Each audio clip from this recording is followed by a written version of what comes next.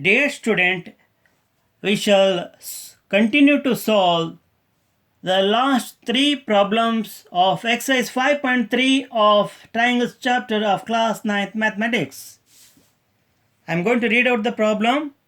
BE and CF are two equal altitudes of a triangle ABC.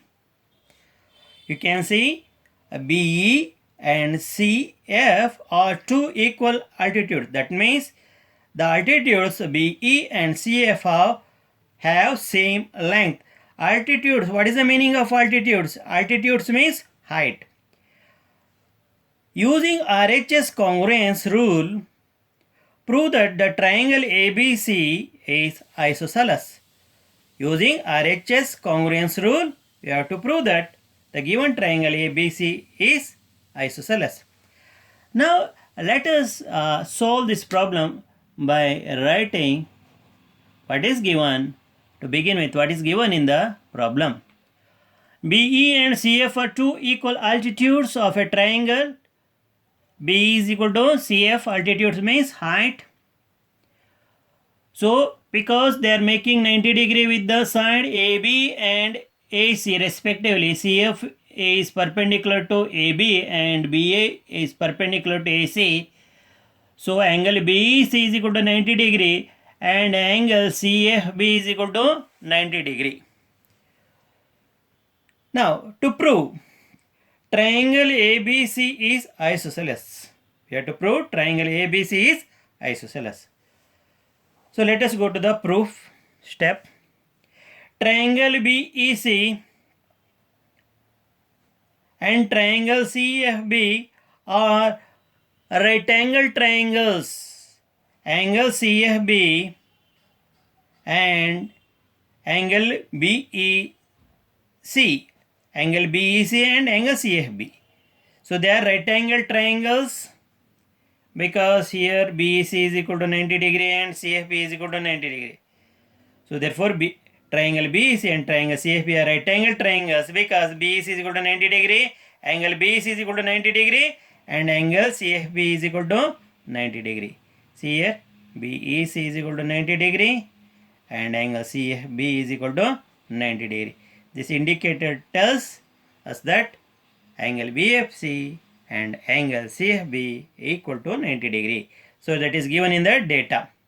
Therefore, in right angle triangles BEC and CFB, in right angle triangle BEC and CFB, side BE is equal to side CF. Side BE is equal to side CF. So it is given here in the data part given. Then hypotenuse BC. What do you mean by hypotenuse? A side opposite to the right angle. Hypotenuse BC of right angle triangle BEC equal to hypotenuse CB. BC and CB are CB of another right angle triangle BFC. See, there are two right angle triangles CEB and CFB. So both are having the same hypotenuse. Therefore, hypotenuse BC is equal to hypotenuse CB. So they are common.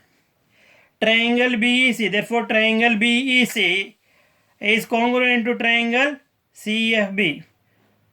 So what is the reason? Right angle hypotenuse is side. R means right angle, H means hypotenuse and side. That means right angle, side and hypotenuse of one triangle are equal to right angle, hypotenuse and side of the other triangle. The given triangles are BEC and CFB. So these two triangles, triangle BEC and triangle CFB are congruent by RHS congruence rule. So which are the corresponding hypotenuse BC and BC, because they have the same hypotenuse side BE and CF and angles, right angles BEC and CFB. Then when two triangles are congruent, the corresponding parts must be equal. Parts can be sides or angles. So We are focusing on the required part. Here the required part is nothing but the angle. Therefore angle BCE equal to angle CBF. CBC angle BCE. Angle BCE is equal to angle CBF. CBF. So what is the reason? CPCT. What do you mean by CPCT? Corresponding parts of congruent triangles. Here part is angle. Now instead of writing angle BCE, I write angle ACB. Instead of writing BCE, I write ACB because the value of angle is not going to change. Angle BCE is same as angle ACB. So in the place of BCE, I write ACB. So CBF. In the place of CBF, angle CBF, I write angle ABC because the value of angle is not going to change, because angle CBF and angle ABC means one and the same. So in the place of CBF, write it angle ABC. So when angle ACB is equal to angle ABC, angle ABC is equal to angle ACB. In any triangle, if the two angles are equal, means the given triangle is isosceles. Therefore triangle ABC is isosceles, hence proved. Let us go to the next problem. Fifth problem.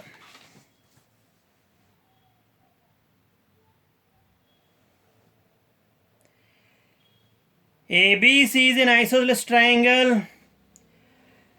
ABC is an isosceles with AB is equal to AC. Side AB is equal to AC. Draw AP perpendicular to BC. Show that angle B is equal to angle C. So let us solve this problem. What is given in the problem? Data. So ABC is an isosceles triangle with AB is equal to AC. So what the construction you have to do? Draw AP perpendicular to BC. When AP is perpendicular to BC means angle APB is equal to angle APC, or angle BPA is equal to angle CPA is equal to 90 degree.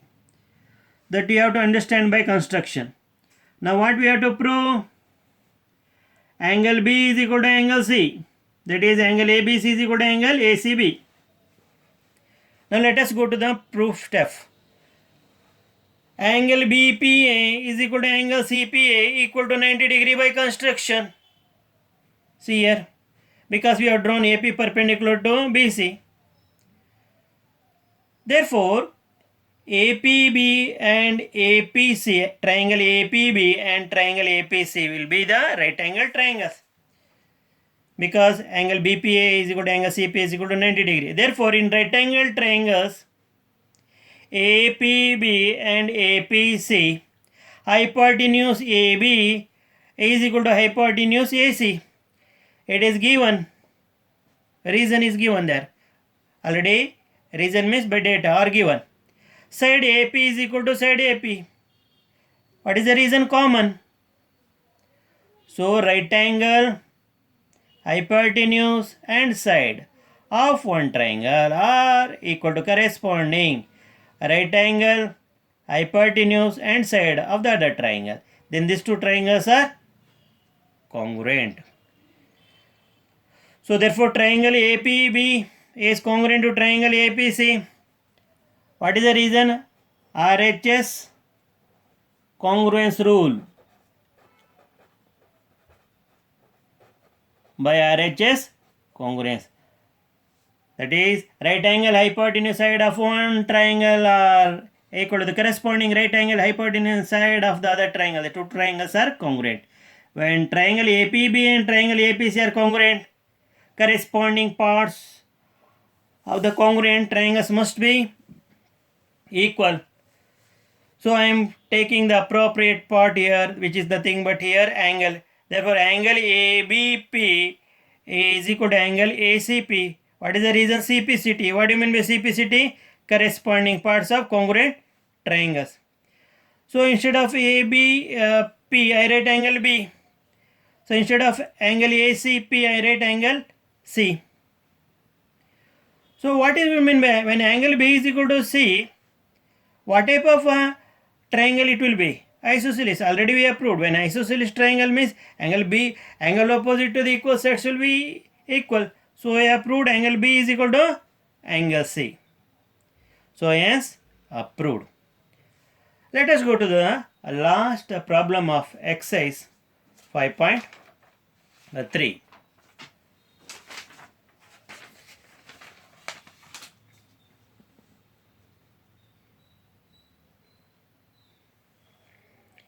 AB is a line segment. P and Q are points on opposite sides of AB. P and Q are points on opposite sides of AB. See, if P is on this side above and below, you have point Q, such that each of them is equidistant from point A and B. So they are equidistant from point A and B. So P is equidistant from point A and B. So Q, as well as the point Q is equidistant from point A and point B. See, point P is equidistant from point A and B, shown by the indicators here. Similarly, point Q is equidistant from point A and B, shown by the indicators here. Now, show that the line PQ is perpendicular bisector of AB. Perpendicular bisector. We have to prove that. Now, let us write data. AB is a line segment. P and Q are the points on the opposite sides of AB such that PA is equal to PB and AQ is equal to BQ, because they are at equidistance from the point A and B. Therefore, I have written PA is equal to PB and AQ is equal to BQ.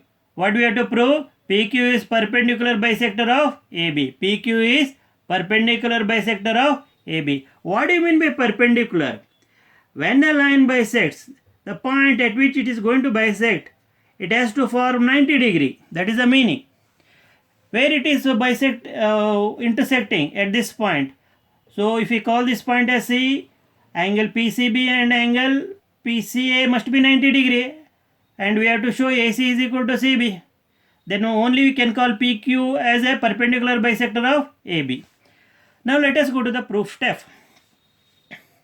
In triangle PAQ and triangle PBQ. In triangle PAQ and triangle PBQ. PA is equal to PB. It is given in the data. AQ is equal to BQ. It is given. PQ is equal to PQ. So side, side, side. So three sides of one triangle are equal to the corresponding three sides of the other triangle. Then the two triangles are congruent. Which are the two triangles? Triangle PAQ is congruent to triangle PBQ. That is what I have written here. So what is the reason? SSS rule of congruent SSS congruent rule. Now when the two triangles are congruent, the corresponding parts must be equal. Here I am taking only the appropriate part. So they are angles APQ. Therefore angle APQ is equal to angle BPQ. I am taking that. Angle APQ is equal to angle BPQ. What is the reason? CPCT. Corresponding parts of congruent triangle. Consider triangle PAC and triangle PBC. I am considering triangle PAC and PBC. Angle APC is equal to angle BPC. Angle APC is equal to angle BPC. How? Already we have proved angle APQ is equal to angle BPQ. Already we have proved angle APQ is equal to angle BPQ. So instead of writing angle APQ, I will write angle APC. Instead of writing angle BPQ, I will write angle BPC. That is what I have written here. Angle APC is equal to angle BPC. So because angle APQ is equal to angle BPQ, already proved here in CPCT part. And AP is equal to BP. So it is given AP is equal to BP. Then PC is equal to PC. It is a common side. So we have here side, here also side, here angle.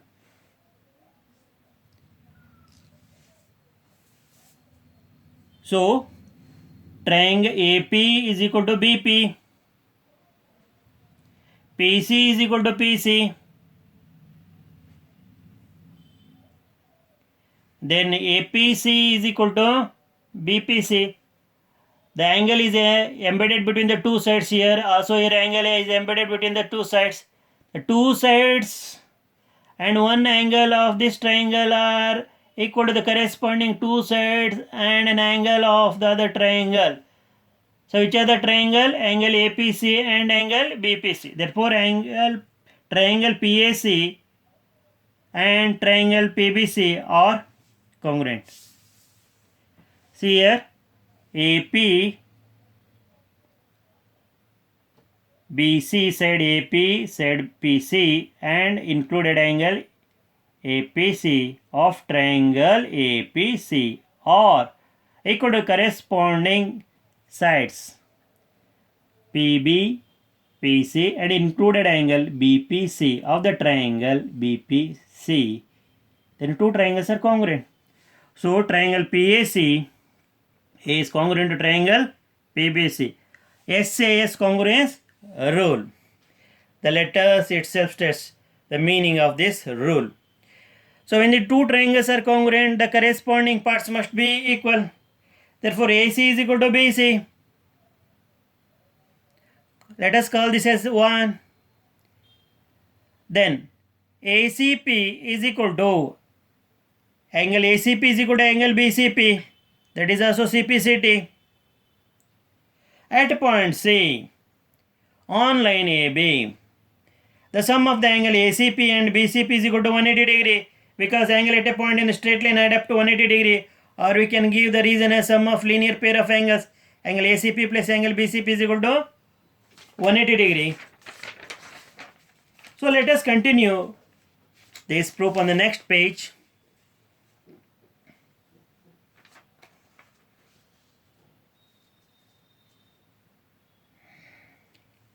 Angle ACP plus BCP is equal to 180 degree.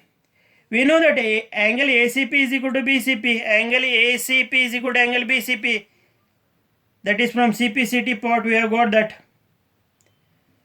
So in the place of BCP I am going to write angle. In the place of BC I write BCP here. So ACP plus BC 180 degree. We know that ACP is equal to BCP. So here ACP as it is. In the place of BCP I will write angle ACP. Therefore angle ACP plus angle ACP is equal to 180 degree. Angle ACP plus angle ACP is equal to 2 angle ACP equal to 180 degree. Therefore angle ACP is equal to 180 degree divided by 2. Therefore angle ACP is equal to 90 degree. When you divide 180 degree by 2 you will get 90 degree. Therefore already we have written here, we know that by CPCT angle ACP is equal to BCP. Therefore BCP is equal to ACP. So BCP is equal to 90 degree. See here we got ACP is equal to 90 degree. BCP is equal to 90 degree. And also we have proved ACI is equal to BC. So from 1 we have AC is equal to BC. That is what we have got from CPCT. And from 2. So we have proved angle ACP is equal to 90 degree. And also BCP is equal to 90 degree. BCP is equal to 90 degree. So from 1 and 2 we can easily conclude that PQ is perpendicular bisector of AB. Why it is a perpendicular bisector of BP? Number 1, the point.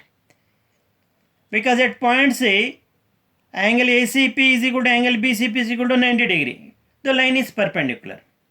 Okay. Next. What are the bisected parts? Are they equal? Which are the bisected parts? AC and CP. Are they equal? AC and BC. Are they equal? Yes. AC is equal to BC. and angle ACP is equal to angle BCP is equal to 90 degree. Therefore, BQ is a perpendicular bisector of AB. So, hence proved.